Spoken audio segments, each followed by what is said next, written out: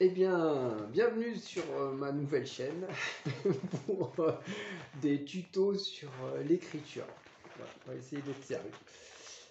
Donc, première vidéo. Je me présente, je m'appelle Ludovic et j'ai écrit un roman qui marche bien. C'est un petit truc, c'est marrant, c'est sans prétention, mais c'est un petit peu travaillé. Voilà, donc l'idée c'est de faire des tutos d'écriture pour que vous progressiez, pour que je progresse en même temps, parce que c'est quand on formalise ses idées, quand on réfléchit à sa pratique pour enseigner, eh ben on progresse. Flaubert, zéro pointé. C'est ce que je vais marquer sur la miniature, sûrement. Voilà. Donc en quoi ça consiste? Eh bien, ça consiste à prendre des extraits de textes. Voilà, donc on pioche dans une œuvre. Là, vous verrez, j'ai pioché dans Madame Bovary, justement, parlant de Flaubert. Et donc, on pioche un petit passage et on critique, et on voit ce qui ne va pas, et on corrige, on améliore. Voilà. Alors, bien sûr, il y a des fois, le passage est juste parfait, il n'y a rien à toucher. Mais des fois, on voit que certains passages, chez certains écrivains, eh ben, on peut améliorer les choses.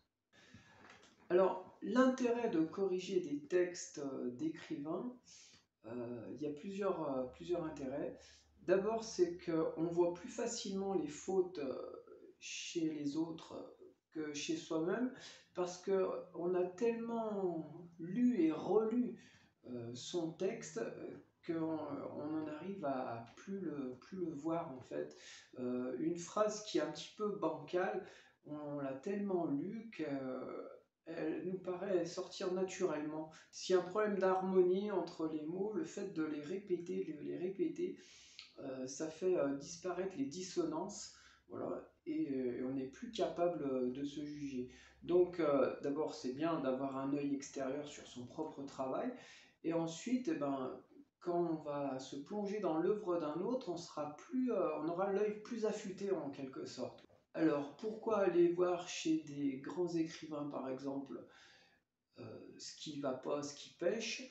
Eh bien, tout d'abord, c'est plutôt rassurant de voir que même les plus grands écrivains ont pu se tromper. En plus, ça les fait descendre un petit peu de leur piédestal, ça les humanise en quelque sorte. On finit par les trouver plus sympas, de voir qu'ils ne sont pas toujours parfaits. Voilà. Si on met un zéro pointé à Flaubert, le but c'est pas de voilà, d'être méchant ou de se dire je suis meilleur que Flaubert, ça n'a pas de sens. Le but, c'est de progresser, de voir une phrase qui a été mal tournée et comment on peut l'améliorer. Alors, on va mettre en application tout de suite cette méthode du zéro pointé sur différents thèmes. Donc, je vous ai préparé l'amphibologie, les dialogues, les figures de style, un hiatus et Madame Bovary. Voilà.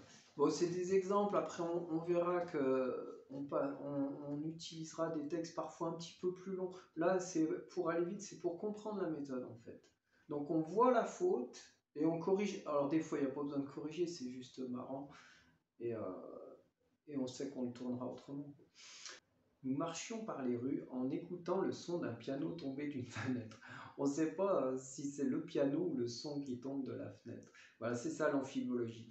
C'est dans un texte, en fait, la confusion qui résulte du mauvais choix des mots ou du mauvais agencement des mots. Le bébé a bu son lait de vache sans histoire. Alors là, normalement, si on met une virgule après vache, il n'y a plus de confusion. Voilà. Après, il faut savoir lire comme il faut, mais si on met une virgule, ça donne le bébé a bu son lait de vache sans histoire. Et là, il n'y a plus de confusion, normalement. Les dialogues. Alors, dans les dialogues, globalement, il y a deux problèmes qu'on devra résoudre. Il y a le fait du respect du personnage et de la situation qui fait que certains personnages ne parlent pas français. Ils ne parlent pas correctement français. Voilà. Soit qu'ils aient un accent, soit qu'ils ne respectent pas les règles de grammaire ou les usages. Et donc, le fait de respecter le personnage nous fait écrire à sa façon.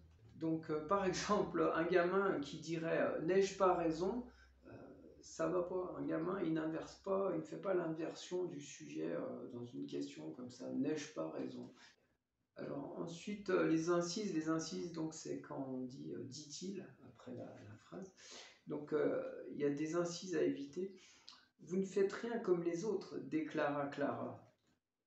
Oh non, démentit-il. Alors là, c'est l'euphonie, hein, ça sonne pas, il faut éviter ce genre de truc. Les incises aussi, du coup, où le sujet n'est pas inversé, alors ça aussi, c'est à éviter. Donc, n'ai-je pas raison, on inverse le sujet, et après, en incise, on met j'ai dit. Non, ça va pas du tout. On ne dit pas j'ai dit. On inverse le sujet dans les incises.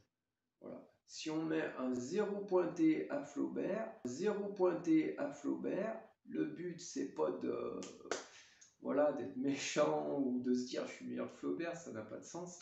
Le but c'est de progresser, de voir une phrase qui a été mal tournée et comment on peut l'améliorer. On travaillera toujours sur des exemples, on fera un peu de théorie aussi, mais l'idée c'est de voir, c'est important ça, voir l'erreur et la corriger. Voir l'erreur et la corriger.